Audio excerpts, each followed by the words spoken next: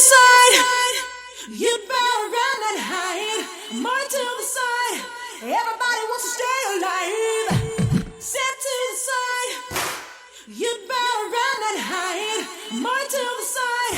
Everybody wants to stay alive. You never stop. What is your major malfunction? Welcome to the ChabDog Sports Talk Radio Show. Sunday mornings live from 9 to 11 a.m. Pacific. Where spontaneous sports talk, rated R. Don't make a fuck out of me. Host Brandon Chavner and producer Eric the Well-Read bring you pregame picks with passion. With analysis from Abe Miranda. First, I have to read you the Miranda rights. Blixx. Let's get ready to rumble! And the Wacky Hot Mess. Fucking douche. Plus special guests, music, movie clips, comedies. So fat, the blood type is raccoon. And always a little politics. There's a bear in the woods. The live call-in number is 252-585-4120. Join in the fun. Hello.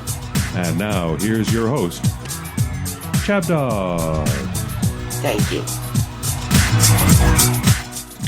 Well, good morning and welcome to the ChabDog Sports Talk Radio Show, the Sunday edition. Of course, this is not ChabDog. This is Eric the Well-Read filling in for ChabDog, who's away in Alabama visiting his son, Roll Tide, at the University of Alabama. So he's taking in some well-deserved family time there. But in the meantime, we've got a show to do.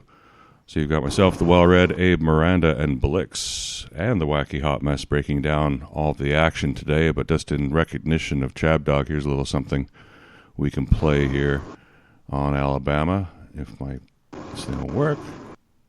Roll Tide. Roll Tide. Roll Tide. Roll Tide. Roll Tide. Roll Tide. Why would anyone want to go to Auburn? Roll Tide. Roll Tide. Do they not want to win a championship? A one-loss Bama team still goes to the playoffs. We could put the 2016 one right here. A two-loss Bama team should go to the playoffs. I don't know what we're going to do for 2017. Daniel Tosh does look like Lane Kiffin. Lane may be the best offensive coordinator. What is Lane Kiffin doing? Run the ball. Another bubble screen? I hate Lane Kiffin. We lose tomorrow, I'm not going to class. We lose tonight, not going to Innisfree. If we lose this game, I'm not going to church. Does Auburn even have a defensive coordinator? Run the ball. I'd never date a Barner. I don't like farm animals either. I don't care if we won by 30. It didn't look that good. No. JK is a beast. He averaged 45 yards a punt. Why do you know that? Does a punter ever win a Heisman? He could be the first. I just hate Tennessee. I'm naming my son Saban. They're low down. How about Bear? They dirty. Middle name. They some snitches. Pretty sure we could beat the Cleveland Browns. Roll Tide. Bear Bryant or Nick Saban. I don't care about bowl games. I'm gonna go with Bear. If it's not the national championship, I don't care. Gotta be Saban. It's harder to win today. Why do they say we're eagle when the mascot's a tiger? Can you imagine if we played in the East? Do you expect logic? Roll Tide over here getting their trees burned down. The heck? Dang. They just have no luck with that tree. Saban's going to coach for at least 10 more years. On the ball! He's never going to Texas. Do you hate Tennessee or LSU more? Kentucky has basketball. What does Auburn have? Swimming. Roll Tide. But nobody cares about that. I'm so mad Dixieland Delight got banned. I was there, though, in 2014, the Iron Bowl. It was lit. Tennessee will never be back. How do we have so much depth and we don't have one good kicker? Sucks when all these national championships, because you got to buy a new championship shirt. I know. Have you seen AJ McCarron's Jesus tattoo? I have like 15 shirts. I can't even wear it. Never do that. There's never going to be another time in history that's like this. I just feel bad when the other teams come in town. It's like they're trying, but like we've won so much. Like, I don't know. Our school doesn't compare. Why don't we run the ball, though? It's 3rd and 1. Why don't we... Roll Tide. Roll Tide.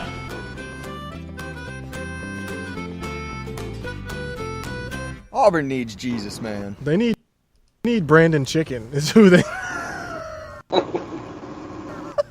Yep, Roll Tide. And, of course, they won yesterday 62-0. So they had a good roll in there. But, Abe, you weren't even watching any football yesterday. You were in Disneyland, weren't you? Yeah, I was at the Avengers campus, the new I guess you could say the new land at California Adventure, and it was really cool because they had a lot of Marvel superheroes there, and of course the new ride called Web Slinger. It's a Spider-Man themed ride there that I got to ride for the first time, and that was pretty cool. Mm-hmm. So yeah, we had ourselves a little Disney adventure yesterday. Wow, and Blixx, you were busy for the last 72 hours working a fun house or a scare house for Halloween. Yeah, we call them haunts, and the past 2 nights I've been there from pretty much 5 o'clock East Coast time until midnight, and pretty much getting to bed about 3 a.m., 4 a.m. if I actually went to bed, which last night I did not go to bed because I had to get home and do this. Fantastic. We're so glad that you got up off the floor and came in for the show today. Thank you so much. It's funny, I actually sleep on the floor most of the times. Really? I was just kidding. Wow. All right. Well, we've got a great show today. We've got to break down a lot of the games from last week, from this week. Why don't we get to this week first, and we'll start off. I can't even find my... it's in here somewhere. I'm so screwed up today without ChabDog. I can't even find the sound effects. Let's just jump right into it here. We've got the Chargers at the Chiefs. The Chiefs finally get to play in a 1 a.m. game. Chargers 1-1 against the Chiefs 1-1, so they're battling here for position in the division. It's a divisional game. It's on at finally 1 p.m. game, 10 a.m. ChabDog time on CBS. Kansas City is a 7-point favorite here, and the over-under is 54.5. So they are playing Kansas City. The points to know here: we got Justin Herbert. The last 2 games he played, last year for his first 2, his rookie season, he torched the Chiefs' defense 300 yards in each game, and had 4 touchdown passes over those 2 games. There, only 1 interception. So I don't know if the Chiefs, if they're going to be loose and goose in their like they were in the first 2 games here, Herbert's going to get a lot of yards here. What do you think, Abe? You got any intelligence on this game? Well, I would say that the Chiefs they did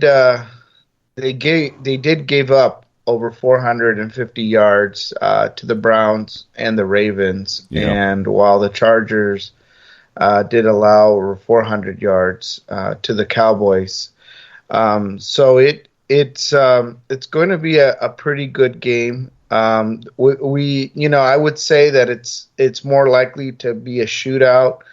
As you can see, probably the over on this is pretty high. Mm-hmm. Yeah, and of course, I think that it's looking pretty good. It's looking pretty good for the Chiefs. I know the Chiefs are pissed. Mm-hmm. They did just lose their game, an unexpected loss. Yeah, by 1 point. Considering the Chiefs were a favorite last week, they were a favorite to win. Oh yeah, and they definitely. Oh, this is where Skype does its little thing every show for some unknown reason. All right, well, why don't we... I'm ready for such contingencies here on the ChabDog Sports Talk Radio Show when we have technical difficulties occurring here, and our Skype just cuts out momentarily for some reason, walks away. We can turn on a little... Let's put on a little Joe Biden here while we get this. What I'm thinking about today is what these people who, and I've got a small piece of one of the beams they gave me last time, or not last time, but how many times ago. What are the people who died? What would they be thinking? They think this makes sense for us to do this kind of thing where you ride down the street and someone has a sign saying F so-and-so, or, I mean, who we are.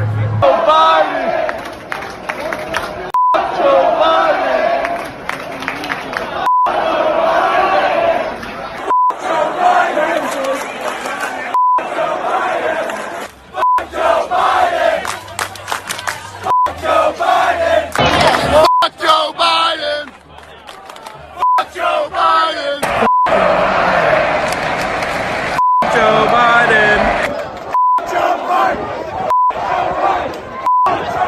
Fantastic job by a really great young man who's got a big future, and we're just honored. We're just honored. Thank you. We want Trump. We want Trump. That's what everybody's saying in the audience. I don't know if they can hear that back home. Everybody's screaming right now. The people are going nuts.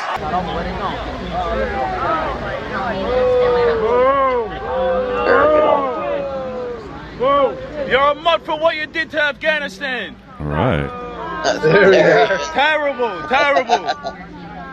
Don't sniff them. Scared us for Right. a second there. Terrible. Let me just turn off Joe Biden here.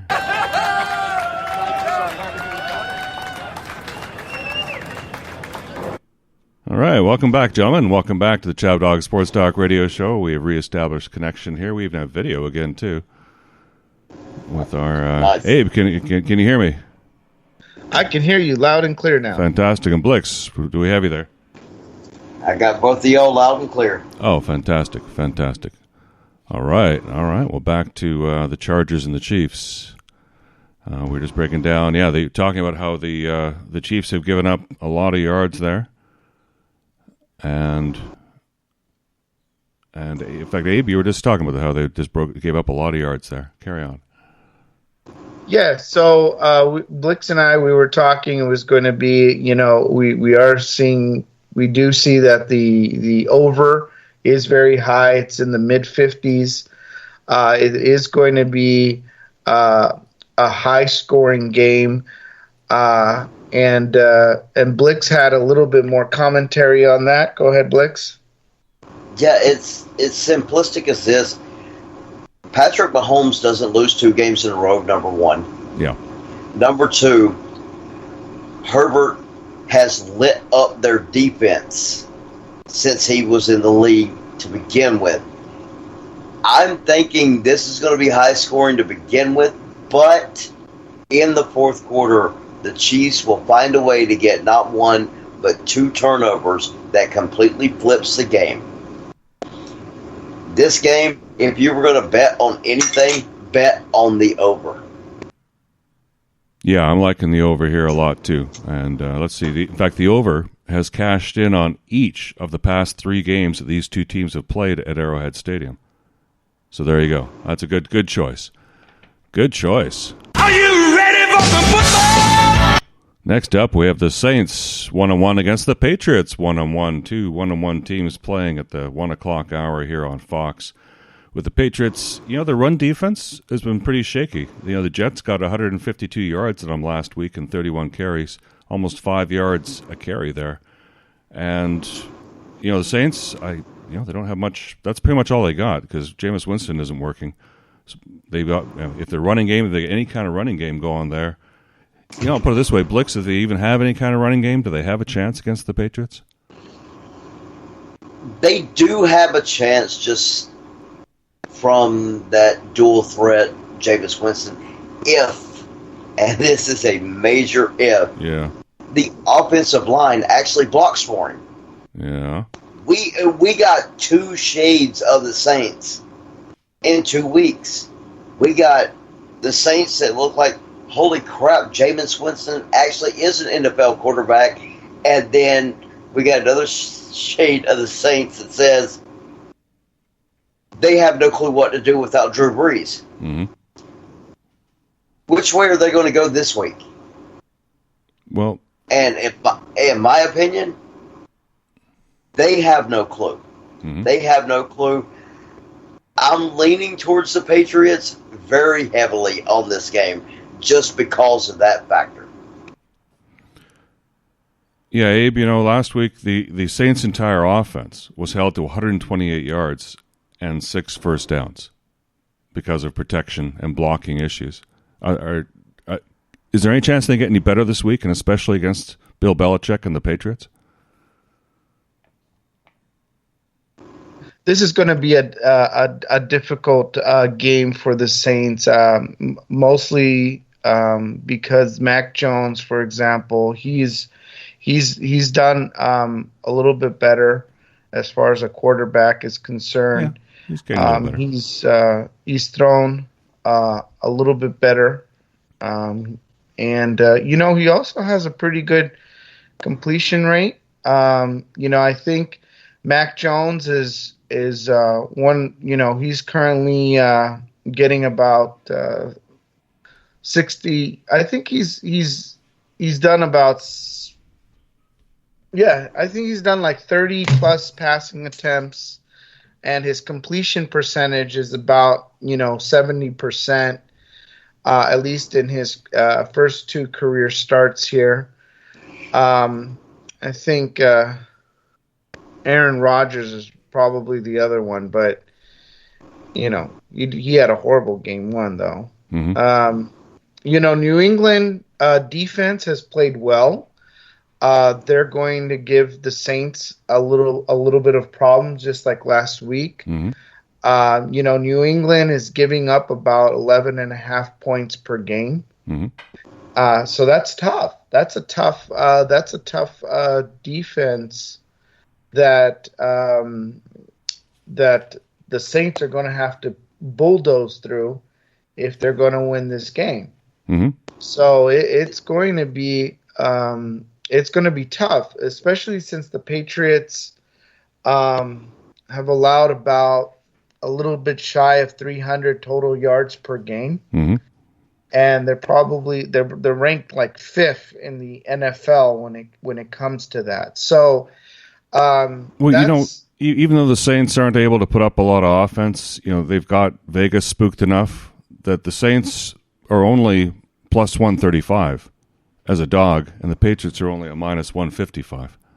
Yeah. So they've even got them faked out. On to the next. Hang on one second. One thing we're overlooking is the Saints got dominated by a lower middle class defense in Carolina. And the Patriots have a better defense. A lower middle class defense? I like that. This is a class fight, class struggle in New Orleans. I mean, Bill Belichick is defensive minded to begin with. Mm-hmm. Yeah, this is not going to be a struggle. This is going to be a cat fight for the Saints offense to actually move the ball down the field. That's the joke. I like it. Okay, can we now move on to the next game? Let's do it. We've got the Washington former Redskins 1-1 against the surprisingly 1-1 Buffalo Bills. In Buffalo, 1 p.m. in the afternoon, Buffalo favored by 7.5 points. Over-under is only 45.5. So Washington's defense is now ranked number 25 in yards allowed and 17 in points allowed. So the Bills should be able to get good and healthy here. Blixx? I mean, seriously, is there anybody on the defense outside of Chase Young? No. mean, can someone please name somebody else on Washington's defense? Don't worry, I'll wait. Bueller? If he does not get to the quarterback, that entire defense is screwed. Yeah. Yeah, he's pretty much it's become a one-man show there. I dug up an interesting stat here. Washington has lost 5 straight road games at the Bills, all by double digits, because it's tempting to go that way again here too. The last road game that they won at the Bills was in Week 8 of the 1987 season. And you know what? I was there in Buffalo. I saw that game. So the last time Washington won in Buffalo was 1987, and darn it, I was there. I went to the game. That's awesome. Yeah. Hey, I was there. That is so cool. I know. And they ended up winning the Super Bowl that year, too. It was great. I was in kindergarten that year. Yeah. So. We had Mark Rippon was the quarterback, and it was just a fantastic season then. Oh, no, it wasn't Rippon. It was Rippon. That's right. Now? Oh, Bueller?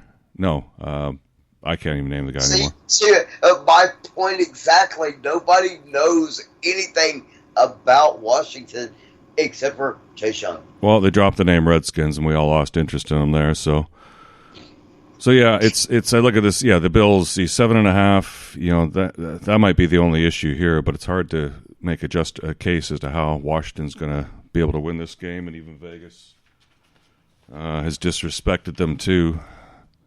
Hey, Abe, the Bills are minus 350. Washington's plus 270.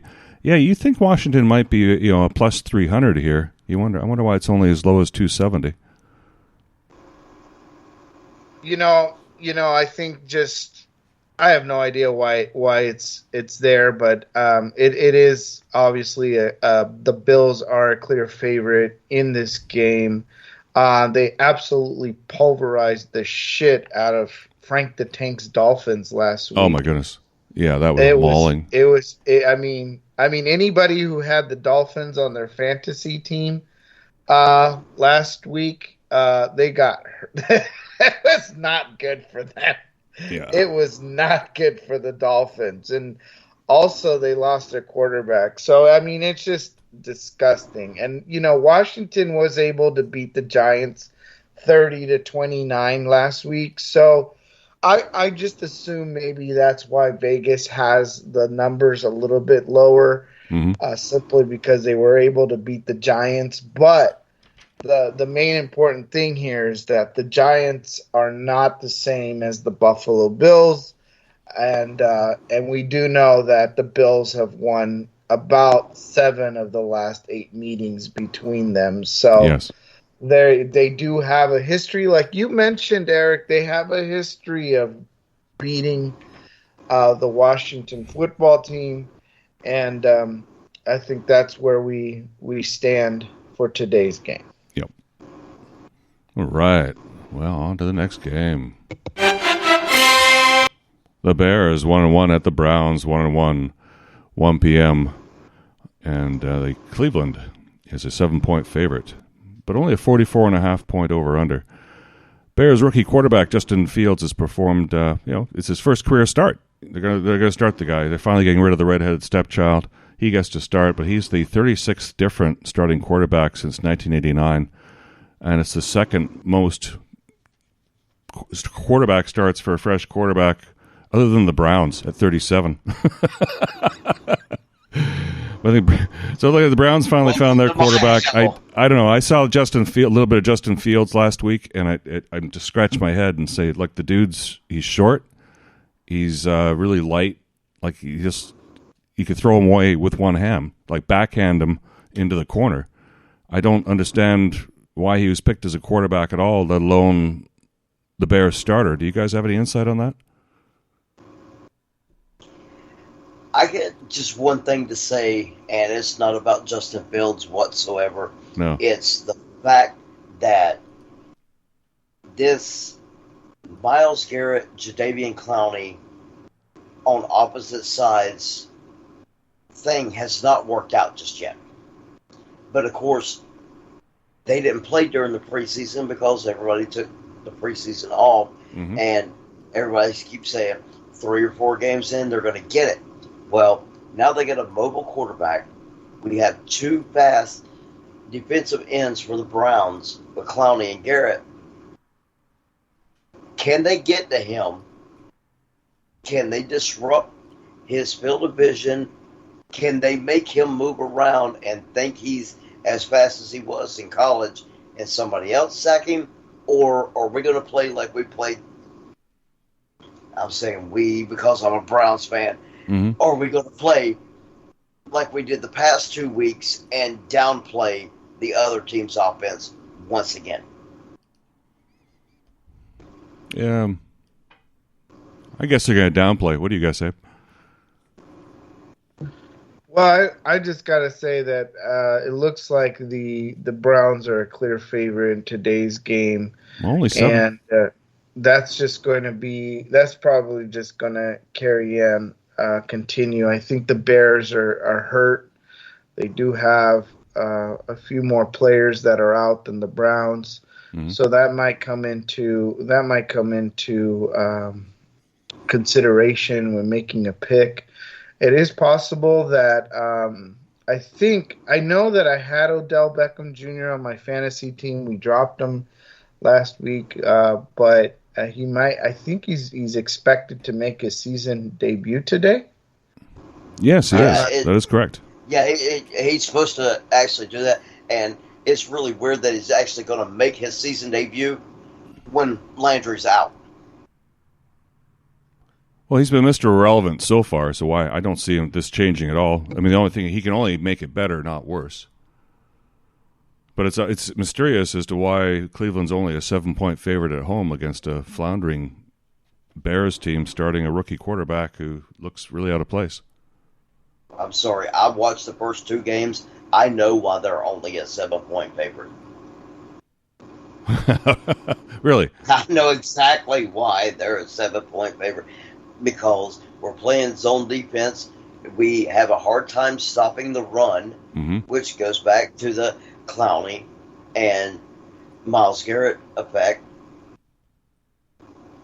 When's that going to pop off like everybody thought it was going to do from the get-go? Maybe it does today, maybe it's next week, or maybe it never happens. All right. Well, that's a good question there, but will they cover 7? That's a better one. We'll have to think about that. And, of course, we're going to take our picks in the next hour, but now it's on to the next matchup. The Ravens 1-1 at the Lions 0-2. A 1 p.m. Eastern game. Baltimore favored by 8 with the over-under at 50.5. So we got Ravens quarterback Lamar Jackson with 4 straight rushing games of 80 yards or more, the longest streak in his career. Looking pretty good here. Can anyone say anything good about the Lions? Anyone? Bueller? Where's Barry Sanders? Where's Barry Sanders when you need him? Yeah, exactly. He's about the only one that will say something good about the Lions. Well, Goff is 0-3 against the spread in his career as a double-digit road underdog. Well, they're only an 8-point underdog here. But Baltimore has covered each of its past 3 games against Detroit. It's, I mean, 8 points is a lot, especially on the road. But I just don't see the Lions showing up today and playing any better than they did before. I mean, it just isn't there. No. It's not there. I mean, I've seen no flash from any side of the ball that you could think of from the Lions. And I downplayed the Ravens last week. And they pretty much made me put my foot in my own mouth. So, if the Ravens somehow find a way to lose this game, it's going to be foot and mouth disease again, because there's no way that Ravens defense and Lamar Jackson loses to a Lions team that has no clue what's going on. Yeah, that makes perfect sense. I mean, the Ford is broken in Detroit, and the repairman's taken the day off. We move on to the Bengals. They're at the Steelers, a game that's very close and dear to ChabDog's heart.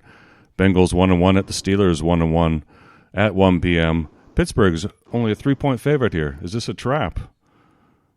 I mean, they're only a 3-point favorite. So the Bengals are getting a lot more respect, but it's a home game. Only 3 points. Now, I understand that T.J. Watt and Ben Roethlisberger are a little banged up, but those are 2 players that are used to being banged up and playing really well. And Roethlisberger is 24-8 against the Bengals in his entire career. And the Steelers have covered 6 of their past 8 home games against the Bengals. So the momentum's, the trend is your friend. I'm having a hard time making a case for the Bengals here. Blixx or Abe, do you have is anyone going to anyone can make a case for the Bengals here? Go ahead, Abe. Oh, there's, I don't think that I can really make a good case for the Bengals. I think if I was in court right now and I had to defend the Bengals, I'd start looking for a settlement. But, I mean, the Steelers are definitely, they are favored, not by much. It isn't by much. Only 3. But, the Steelers do hold a 67-36 all-time series edge, and so the only thing that the Bengals have for them is that they kind of have, I believe, like the same record entering into Week 3. I think they're both 1-1, so that may be the reason why the Bengals are just not just shy of Pittsburgh. Well, it's not It's just going that. to be a great game. What's It's that gonna be a Bengals good quarterback? What's his name? Joe Donkey? Joe Donkey? Yeah. Is that his name? mean- Donkey? Abe? It's gonna, I think this is definitely Blixx gonna gets be it. a good game to watch. It's Bureau. It's not Donkey, it's Bureau. Joe Bureau. Abe, hablo española? See, I'm trying to make a case. I'm trying to make a case here for the Bengals. You're trying to make a case. I will make the case for this entire game. Go for it. One of the biggest weapons for Joe Burrow is T. Higgins. Because nobody takes him seriously in the league. That's why he gets open, he gets catches, he gets touchdowns. But guess who's out this game? Higgins? T. Higgins. Oh, no. It's out for this game. Well, no one took him seriously, so thank goodness he's out. Burrow does not have his number one. Mm-hmm. And Pittsburgh, even without T.J. Watt, still has a badass defense. Mm-hmm. Case closed. Okay, you know what? I've got Brandon on the line here for a quick question. He can't stay very long. But Brandon, tell me, is there a chance that Pittsburgh can lose to Cincinnati today? God will not permit this to happen. I am going Thank you. Okay, so we just heard from ChabDog there. God will not permit this to happen. Yeah, put it in the bank. Pittsburgh's going to beat them. Next up, we have the Colts, the 0-2 Colts at the Titans, 1-1. So they're playing in Tennessee, 1 p.m. Tennessee is a home favorite at 5.5 points, and the over-under is 48. So the Colts' run defense, they're not so great. They allowed 120 yards per game on the grounds, per game rushing so far on the ground. And last time I checked, that running back named Henry for Tennessee is a pretty good running back, and he could do 120 all by himself. Is it going to be a long day for the Colts today, gentlemen? I believe so, and I think you can cue an O. Henry commercial. Just the candy bar. Oh, Henry.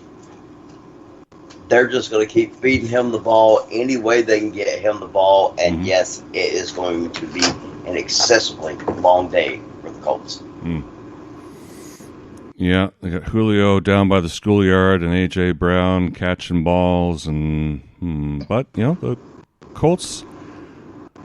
Well, Abe, what do you have on this game? You have any intelligence on the Colts and Titans? Well, I would say this: running back Derrick Henry was like a freight train against the Seattle Seahawks. I mean, he ran for 182 yards. He had 3 touchdowns, and they ended up winning the game. Yeah, they just wore them down. Wasn't that amazing? I mean, Seattle had that game under control, 33-10. Right. Man. So we got to keep in mind that Derrick Henry is coming into this. Also, Carson Wentz. They're coming off a loss, but Carson's Wentz. 2 I losses. hear he might have some ankle. Some things are hurting. Maybe a little bit of a little discomfort there in his ankle. So that could play into it a little bit today. Also, let's talk about Titans wide receiver Julio Jones, who's received quite a bit of yards. And so we've got a lot of things going for the Titans here that may not be looking so well for the Colts. Okay, and I think it's going to be, if you're a Colts fan today, I think it's going to be an ugly one. Okay, and I'll take a nap like I'm about to do after this show. I'll take a counterpoint here that the Colts are 8-1 outright against or 7-2 against the spread in their past 9 trips to Tennessee. They play Tennessee tough on the road. They are division teams, and this is just as I've gotten to know these two teams in division, this is the kind of game where it looks on paper like everything should roll the Titans' way, especially how the Titans played last week. But this is the kind of game that the Colts will steal and take for their own because they need to get up. So be careful there. I think the Colts are good for an upset here because it's a divisional game, and Tennessee will come back and beat them next time. We move on to Jacksonville. The Cardinals 2-0 at the Jaguars 0-2, 1 p.m. Arizona on the road is an 8-point favorite. And ChabDog wanted me to chime in here with a little play here. Here we are. ChabDog, who are you taking today? Oh, those guys are fags! He meant those guys are Jags. But in any event, well, let's see. This isn't a very good matchup for the Jaguars today. They've given up 619 yards and 4 passing touchdowns so far, and they haven't created a single turnover in 2 losses. And they're going up against a Jaguar or the Cardinal team that's really really getting warm. Like they're doing great. They're sort of just warming up and stretching and looking like they're going to go, lossless till the end of the season. I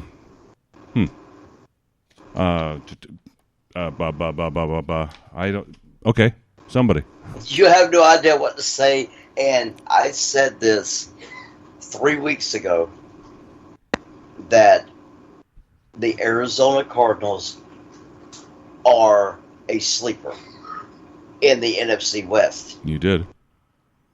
I said that 3 weeks ago, and I'm going to say it again. They are that talented. Mm-hmm. And the past 2 weeks, they showed that they are that good. Now, can they be great? This is the time to showcase that you're great. Mm-hmm. Because we talk about on paper, this should be a wash for them. A complete wash. By the end of the third quarter, you should be taking your starters out and letting the newbies have some playing time. Let's see if they can be great and actually prove my point that they are a sleeper in the NFC West. Abe, if the Jaguars have a chance, how do they have a chance today? Wow. Well, they have a chance by forfeiting the game. Sure. If the Cardinals forfeit the game, they have a great chance. Yeah. This is tough. And let me Like a tell you, bomb threat. Trevor Lawrence is not the same Trevor Lawrence from the Clemson Tigers. No. He is having a pretty tough start here in the NFL. Here's the numbers. 42 of 84, 450 yards, 4 touchdowns with 5 interceptions and about 3.5 yards per attempt. Ouch. That's his numbers. That's what he's performing. Mm-hmm. And that's not very good. That's definitely an eye opener for him. That's worse than not good. Lawrence. Yeah. To say, hey, you're in the NFL, things are going to come a lot faster. Things are coming a lot harder at you. And that's what he's looking like. He's not looking very good. Now, Kyler Murray, he's doing a little bit better. He's 50 for 68 passes, 689 yards, 7 touchdowns, and 3 interceptions.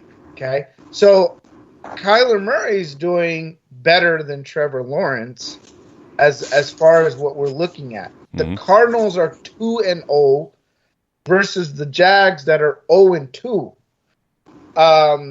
So it's a very, let me tell you, if the Jaguars can win today, I'm going to tell you, there's going to be very, very happy folks in Jacksonville, Florida today, because things on paper, things in Vegas, they're not looking that great for the Jacksonville Jaguars. After being able to see Trevor Lawrence for the first 2 games and I just don't see much that we can. I mean, unless we can see a big turnaround in today's game, we really can't. I can't really lean too heavily on the Jaguars because we haven't seen the performance from the Jaguars to convince me otherwise of where we're headed. Well, that's a good segue into our next game. The 0-2 Falcons at the 0-2 Giants, because one of these teams is going to join Jacksonville at 0-3, because this is the battle of the two 0-2 teams. And Giants are a home team. They're favored by 3 points, over under 47.5. You know what? I think this game's been mispriced. I look at this and see, the Falcons, they still have a good offense. I mean, they may have nothing else, but they still have a decent offense. And the Giants, they haven't proven to me that they have anything of even a decent defense.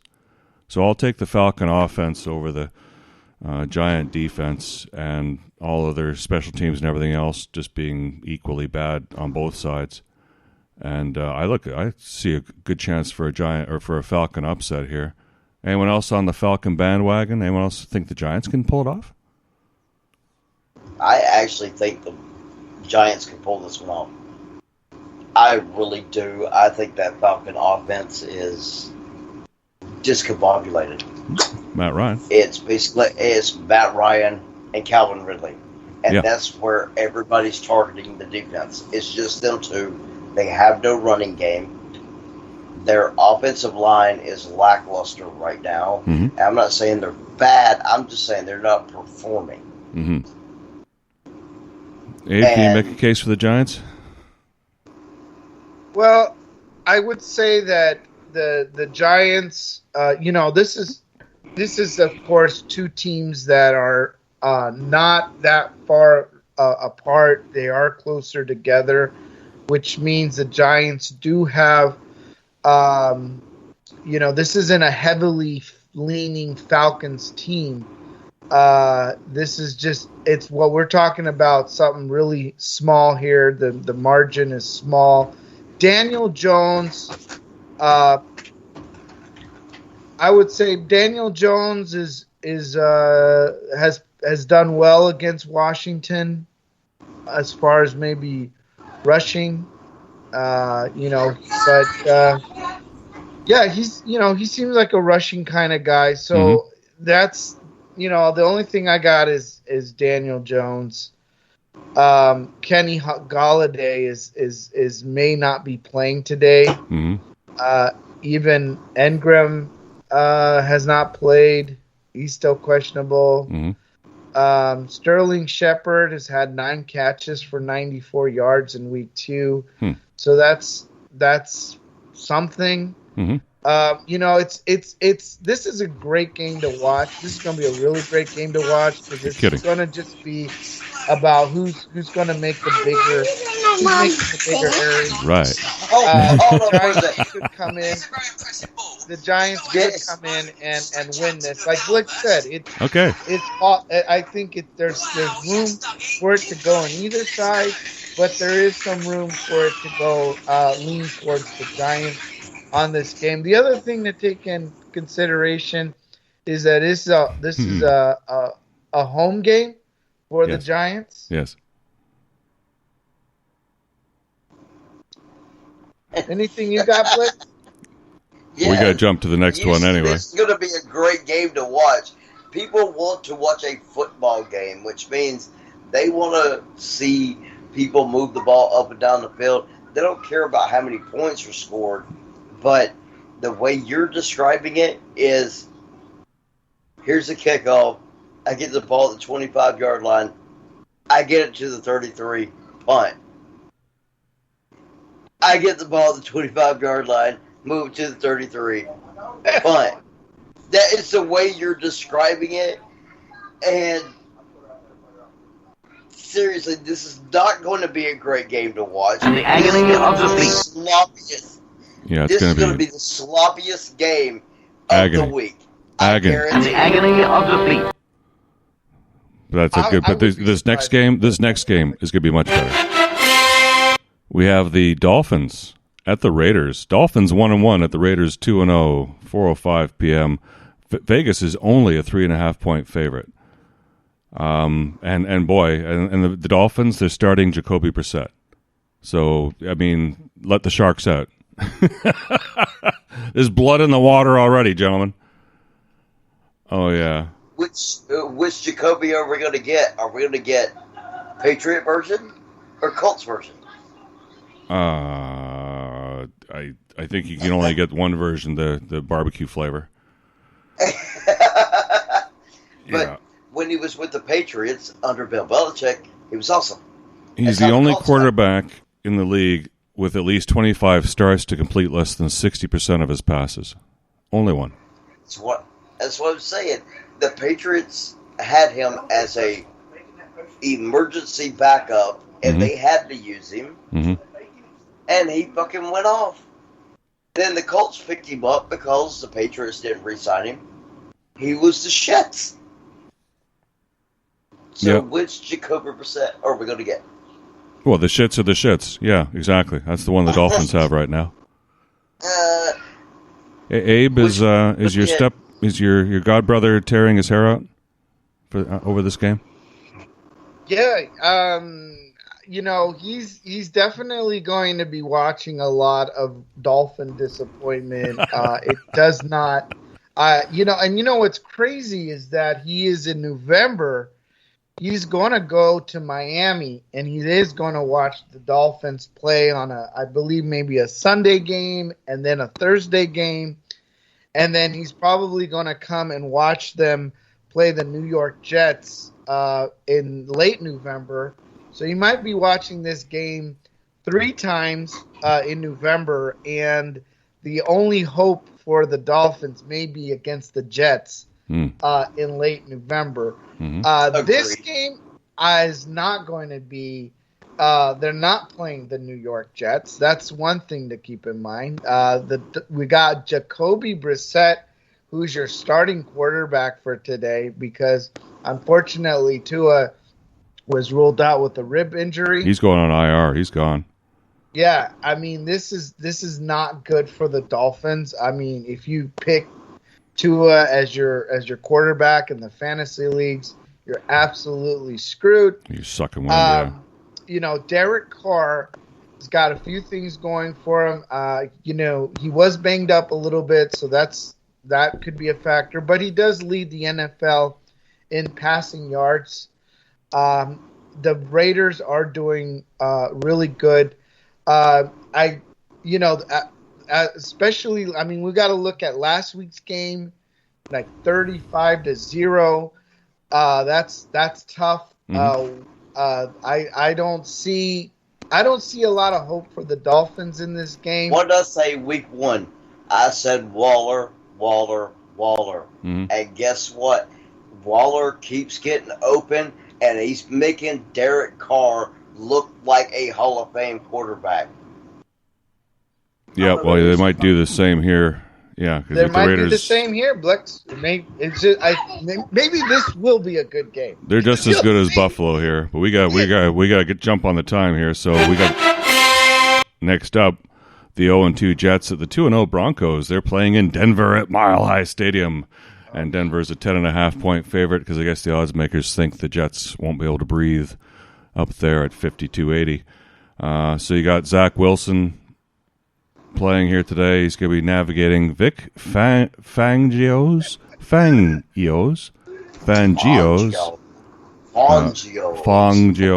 Yeah, any number of ways you can pronounce his name. His defensive scheme there. But what you have is Von Miller. And, he takes his Adderall. He likes to, grind it up and then heat it in a spoon with a little bit of water into a liquid there and then inject it. And then he likes to go crazy and go stare crazy and tear opposing players apart.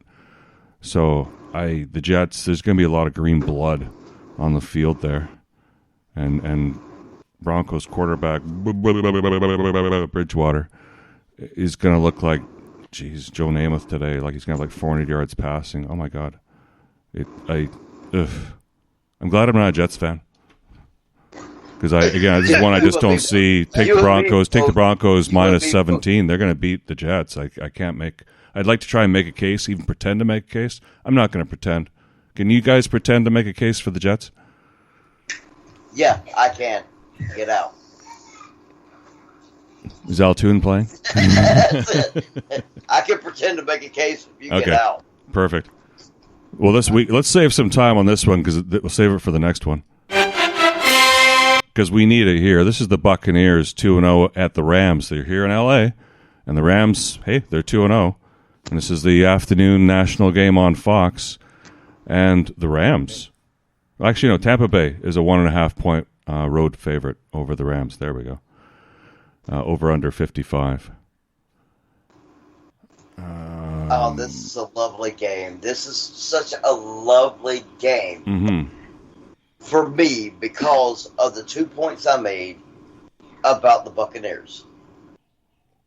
I really said that they were the force to be reckoned with, and then we saw week one and kind of backtracked. And everybody, for some damn reason, is all over the Rams because they got who?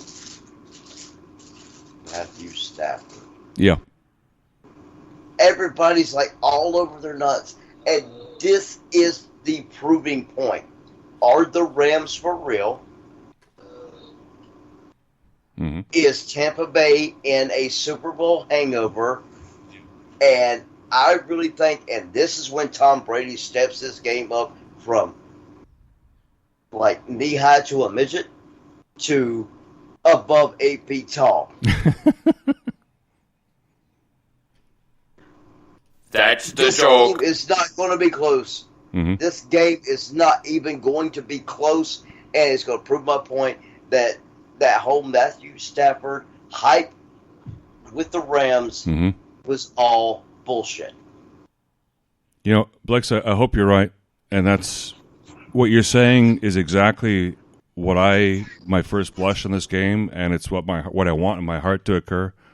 But far too often, the Rams are like some wolf in sheep's clothing, and they look like they're just so soft, and they win games flukily, and then they show up like they did against Kansas City on that Monday night game 3 years ago, and play like the most fantastic game in history, 55 to 54, and and they pull in game, and they're beating like best teams, best quarterbacks, and it just makes me just want to tear my hair out. Abe, is there a chance the Rams? Yeah, well, Blixx says makes perfect logic sense, and it makes perfect sense to me, and yet the Rams somehow win these games. Is this a trap game?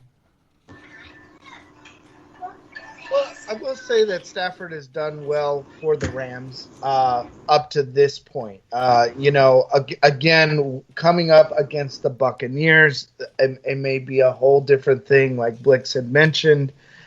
This could definitely lean in one direction, but this should be a great game just because it is going to be interesting to see how the Rams and the Bucks, face off each other, and we'll see. So far, like I said, Stafford has done well. He leads the NFL. With 15 and a half yards per completion. His passing rating ranked second to Russell Wilson. Just saying, the Rams, they're not a completely crappy team, but they're going to come. They're facing the Tampa Bay Bucks. Who you got Tom Brady, who so far has done a great, has done very well. The first two games have been well for him, and he's doing great. So this is going to be an interesting game today. The only advantage the Rams may have is simply that they are a home game. This isn't L.A. This is at SoFi Stadium. You're going to have a lot of Rams fans there cheering for them.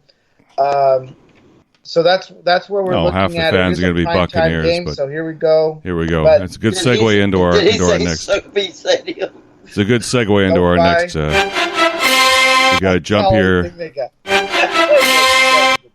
We got to jump here quickly to wrap up our final three games of the hour. The Seahawks 1-1 at the Vikings 0-2. They're playing in Minnesota. Seahawks are a 2-point road favorite. Over under is generous 55.5. And Russell Wilson, gentlemen, is 7-0 against the Vikings in his career. Will he go 8-0 today?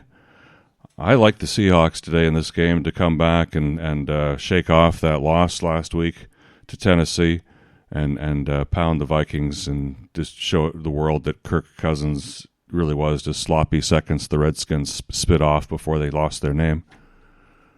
Anyone want the Vikings here? I want to agree with you on that because 3 weeks ago I told both of y'all that the Vikings could have been that sleeper pick in the NFC North, but these first 2 weeks just proves they are just on a downward spiral and they keep getting lower and lower and lower. And this is just going to be another week that they fall further down. Abe? Well, you know, the Seahawks are a little hungry. They did come off a loss. I believe the Seahawks are the favorites in today's game. 2 points. So that is what we're looking at. We got Russell Wilson. And like I said, his passing rating has been good. We'll see how that all transpires later today. We shall. Are you ready for some football? Now it takes us to Sunday night. The Packers 1-1 against the 49ers 2-0 on NBC. Niners are 3-point home favorites here. So, geez, Abe, your team came off a very emotional fix-it victory last week against the Lions. Will they carry it on here in week 3 and beat the 49ers? That's the thing. I mean, they played the Lions. For goodness sake. So, I mean, if Green Bay had lost the game to the Lions, people would be really trashing Aaron Rodgers. And so, but the 49ers are not the Detroit Lions. I think that's the one thing that we can all come at least agree with. The 49ers are not the Detroit Lions. So this may actually prove to be a little bit more of a challenge to these Acme Packers. And so the 49ers, they may just have that strength to play through the Packers' weaknesses, the pre-snapped motions, and just the pass rushing. So there's a lot of things that can be done here on the 49ers side. It's not a huge margin for the 49ers. Again, it's a home game for the 49ers. Blixx, you got anything on this one? Yeah, the only thing that needs to be shut down is the Aaron to Aaron connection, because that's what they used last week. It was Rodgers to Jones, Rodgers to Jones, Rodgers to Jones. Really, Adams didn't have any play in that whatsoever. It was these little dump offs or handoffs, little bubble screens and stuff like that. If the 49ers can contain that with backside help on Adams, they should be good. And that takes us to Dallas. The final game on Monday Night Football, the Eagles at the Cowboys NFC East divisional matchup, 1-1. Each team face each other. Dallas is a 3-point home favorite. And yeah, I can state this publicly. Must miss TV. Oh, no. You guys, the Cowboys. It's America's team on Monday night. It's must miss TV because the Eagles are going to fly away quick, fast, and in a hurry. All right. Well, what about Eagles quarterback Jalen Hurts? Has 416 rushing yards in his 6 career starts, the third most by a quarterback through 6 career starts since Lamar Jackson and Tim Tebow. So he's got some good company there. Do you think he can run through the Cowboy defense? Hey, how's his passing yards? How's his completion percentage? It's hurting. You're the one with the stats. Yeah, he's got a nice last name, Jalen Hurts. When he throws the ball. Is Jalen hurting, Abe? it's going to look good today for the Cowboys on Monday night. And yeah, I'm looking at the Cowboys. I know that they've come close. It's 1-1. That's one thing to keep in mind. They're both 1-1. But of course, Philadelphia, has done well. So they've done good. At least they've started well. So I don't know. Well, this is a tough game to pick. I know Jalen Hurts is completing 67.5% of his passes. We asked about that for 454 yards, 3 touchdowns, and 0 interceptions. Does he have as much rushing yards as he has passing yards? It appears so. Let's see here. Well, as we head out the door, I'll let you know the home team in this matchup has covered each of the past 5 matchups in the series, and they're playing in Dallas. Well, the house in Jerry Jonesville. Yep, it's a divisional matchup, so be careful making these picks. And we just finished our first hour of ChabDog Sports Talk, so stay tuned to the second hour. We're going to give you our picks and a whole bunch more, and ChabDog Racing coming up at 1/2 the second hour. But for now, we're going to hit a little bit of a break. But we'll be right back.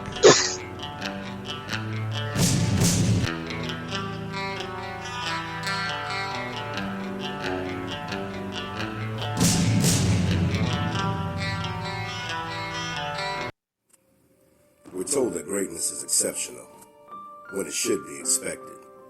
You choose every day to live your life intentionally, without apology for how bright your light may shine. So go be great. Go be brilliant. Go be you. Go defy life. The Defy Life movement is one that speaks to each of us in its own way. Defy Life gear speaks to us all by reminding us that one size does not fit all. Visit defylifegear.com to get fitted for greatness.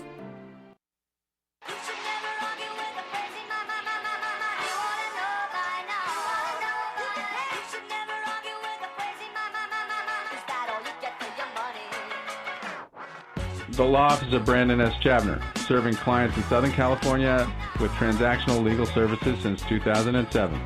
We handle general, corporate, outside counsel type work, drafting and negotiating a wide variety of business and commercial contracts, including non-disclosure agreements, independent contractor agreements, and employment agreements. Our experience includes working with public and private companies and involves a broad range of industries, including healthcare, consumer products, real estate, and high technology. Mr. Chabner has over 20 years of legal experience, having worked for some larger national firms and serving as general counsel for a multi-million-dollar private company here in Southern California before starting his own legal practice. His educational credentials include a law degree from UCLA, where he was on law review, undergraduate degree at Yale, where he graduated magna cum laude, and an MBA from Harvard Business School. Other areas of focus for Chabner Law include press release and business plan editing, pre-litigation matters, and debt and mortgage resolution work. You can contact us at 310-698-0740 and at bchabner@chabnerlaw.com. Like ChabDog said, he was 100% right. He can take all comers. Did you watch the damn game? I charged the ball. Now, if Martin feels I didn't hustle, then I'm sorry for him. What difference does it make? In this game, the manager's always right. I'm just a player. What do I know? But Billy had no right going after me like that. I mean, what did I do wrong? The man disgraced me on national television. Besides, with my bad arm, I'm not going to take a chance firing to second to get Rice. So I threw home. I didn't want the run to score. I didn't even know you had a bad arm. Yeah, well, there's a lot of things you don't know. Like I've been getting cortisone shots since the spring. Bet you didn't know that? Because I'm not supposed to say anything about it, but it's true. Did Billy tell you not to say anything about that? How much pressure can one man take? And it's not just Martin, it's you guys too. Now the press keeps messing with me. I'll hit Hey, Blixx, can maybe you 30 mute homers your mic and we'll lose. while we're on the break? Thanks. You quit leaning on me, I'll hit 40 and we'll run away with the division. Anybody appreciate that?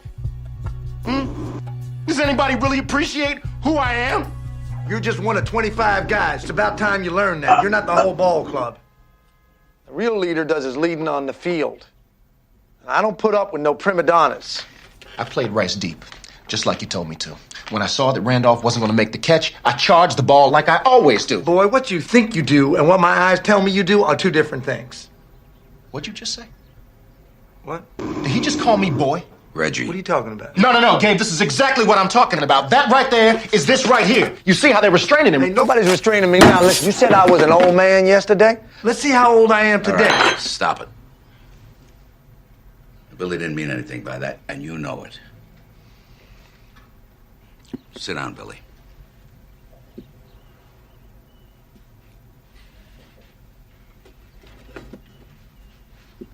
Now listen to me. Nobody is leaving this room until this thing gets resolved. What's that gonna take? Gabe, I just want to play ball. Do my best for the team any way I know how. Now, if that means I gotta bust my ass for this guy, no matter how he treats me or what he tries to do to me, then I guess that's just what I'll have to do. Billy?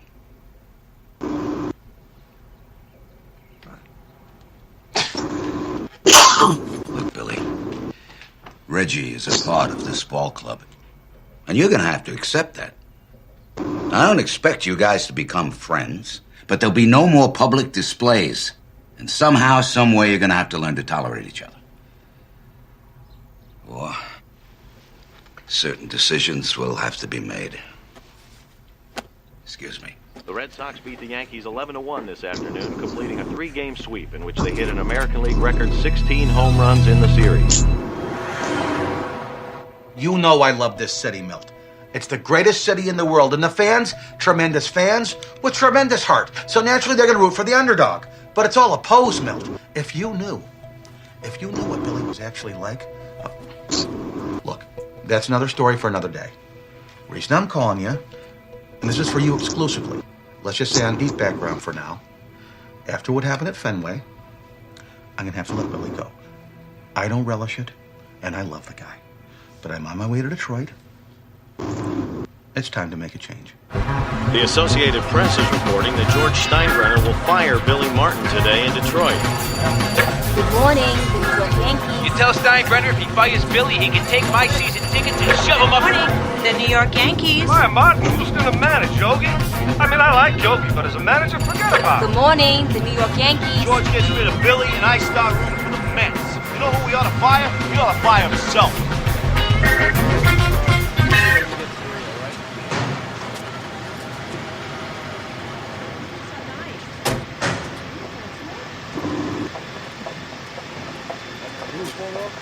I'm not going to talk to you about politics. Ask me a question about baseball. Ask me about Fisk or something. Well, I'll star my ass. How's that for a quote? George? Hey, Thurm, how are you? Listen to me. You fire Billy, me and Nettles will quit the team. What? I mean it. We'll both walk. George, few questions. There's been a lot of talk that you came into town to let Billy go. Is it true? Billy Martin is the manager of the New York Yankees until he's not. Sorry, fellas, that's all I got for you right now. Come on, George. Is Martin fired or what? Yes or no, George? George! Don't say a word. It's already taken care of. Don't do it. It'll cause more problems than it'll solve. What, are you kidding me? I'm serious, George. You get rid of Martin now, everybody's going to say it's my fault. I don't want that. I don't want it. I don't deserve it.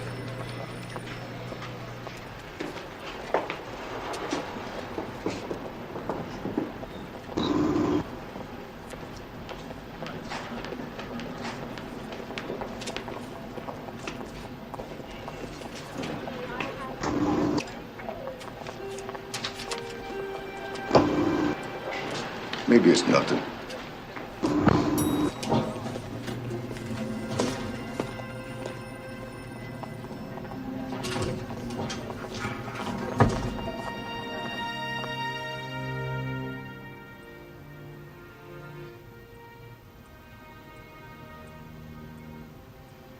This is the only job I ever wanted. Please, don't let me lose it now, Lord, please. I'm asking. No,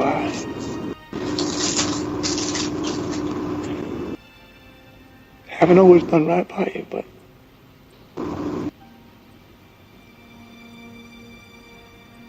just don't let them take it away from me now. Please. Yes, I'll resign. You too? Yeah, it was John Turturro there, and we're back. Enough of the suck-holy music there. ChabDog Sports Talk Radio show here. Second half, where we make our picks, and we with how we did last week. But before we get to that, let me tell you what last week looked like here in week 2 in the NFL. This is how it broke down. We had 9 dogs. We have Blixx back. So last week we had 9 dogs, 1 and 7 favorites covered. We had 7 home team wins, 1 and 9 away teams won. So more aways won, more dogs, but not as many dogs as last week. The overs hit 10 times, the unders hit 6. The money lines with the pluses hit 5 times, which means those were upsets, and the money line with the minuses hit 11 times, which means the favorites were heavily favored. So with that, Blixx, you and I had 7 wins, went 7-9. Whoa, another losing week. The Wacky Hot Mess and Abe had 6, and ChabDog, well, he only had 5, but probably why he's not here. So good times had by all. But I think this is the week we get better. This is where we all get healthy here, moving forward here. In fact, Abe and the Wacky Hot Mess, congratulations, because you two start the week off with wins, because you took the Panthers. And unfortunately, Blixx, myself, and ChabDog, we naively took the Texans, and the Texans had their ass handed to them, so that was that. But let's move on to better things. Let's move on to today, where we've got let's start with the Colts at the Titans. Titans are a 5.5-point home favorite. Blixx. I'm going to say the Titans easily cover this. Abe. Titans. ChabDog is taking the Titans. Wacky Hot Mess is on the Titans. And you know what? I'm taking the Colts. I think you guys are crazy. And not just because I'm a contrarian. I'm taking the Colts. Whole circle there again. Next up, we have the Chargers at the Chiefs. Chiefs a 7-point favorite. Well, I'll tell you right here, I'm taking the Chiefs. And I look over and Wacky Hot Mess is nodding her head. She's taking the Chiefs. And ChabDog is taking the Chiefs. Wacky Hot Mess is taking the Chiefs. She takes the Chiefs every game. Mm-hmm. Yeah, she's wearing a Chiefs shirt, and she has a tattoo on her of an arrowhead. Abe, do you have any arrowhead tattoos on you? I don't have any arrowhead tattoos. Mm-hmm. Despite that, will you take the Chiefs today? But I will take the Chiefs. Really? Huh. Take the Chiefs. Well, Blixx. Yeah, that's a complete round table here, but I'm going to actually double dip the chip here and say it's still going to go over on the over-under. 54.5. And the Chiefs will cover. Wow. Wow, that's gentlemen. I mean this. Okay. I mean I'd beware of the backdoor cover. Next up, we have the Bengals at the Steelers. Steelers a 3-point home favorite. I like Pittsburgh here today. I always like Pittsburgh against the Bengals. Until the Bengals beat the Steelers, they haven't. The trend is your friend. Abe, is the trend your friend?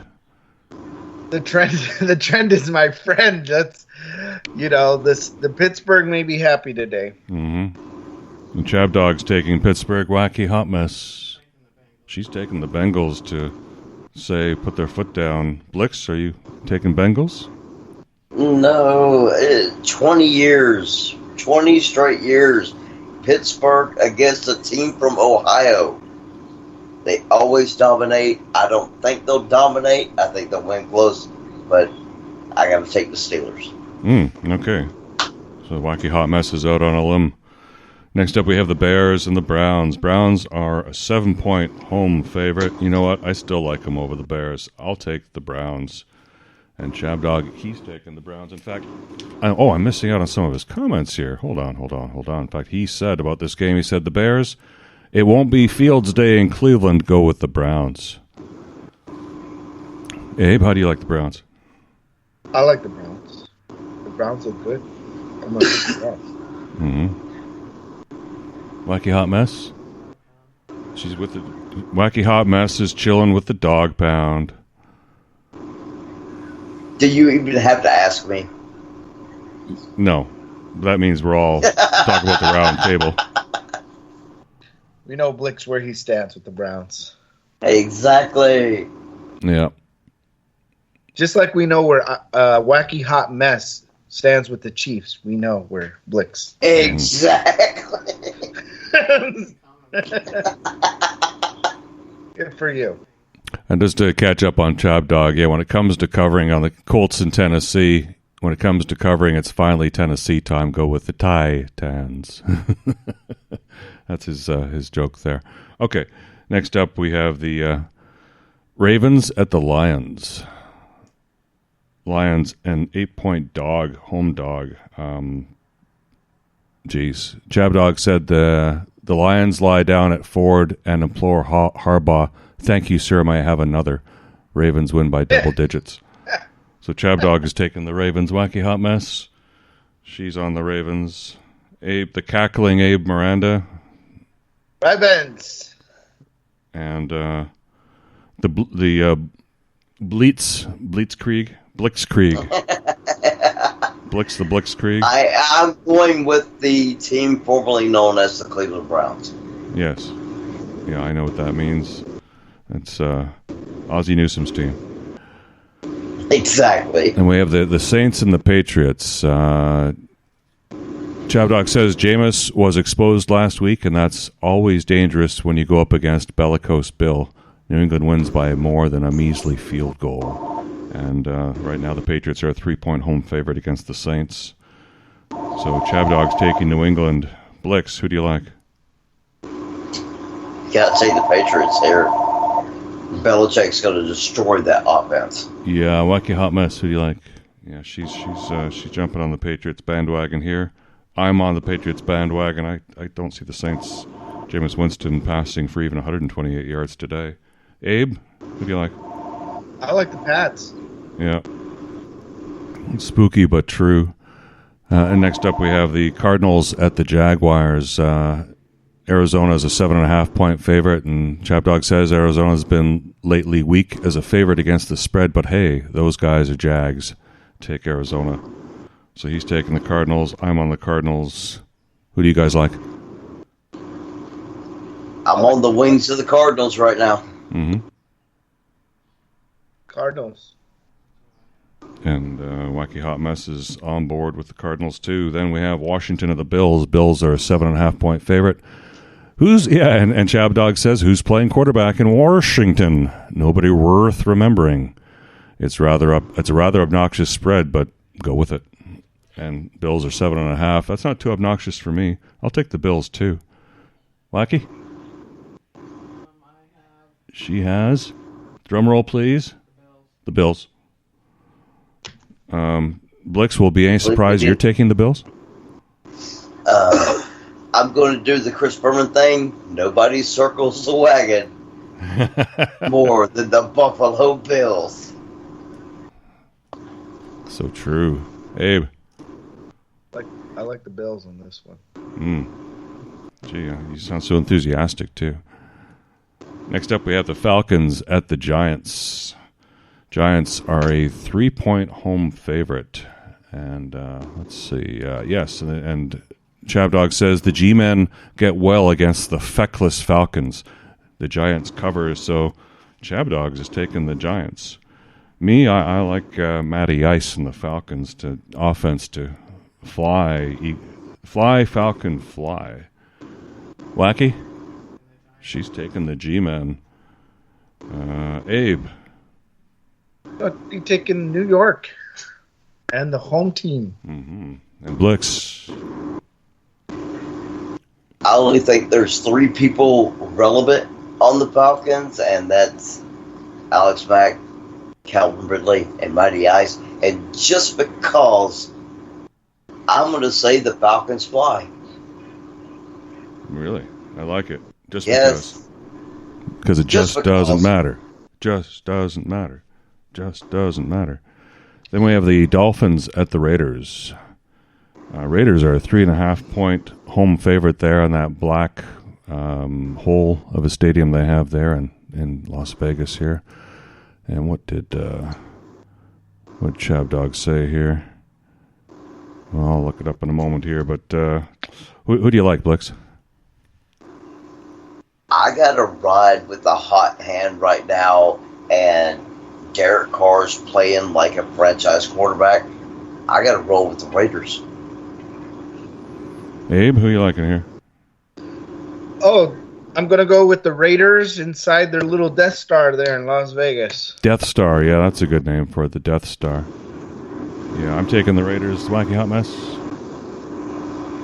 She hates to say it, but she's taking the Raiders.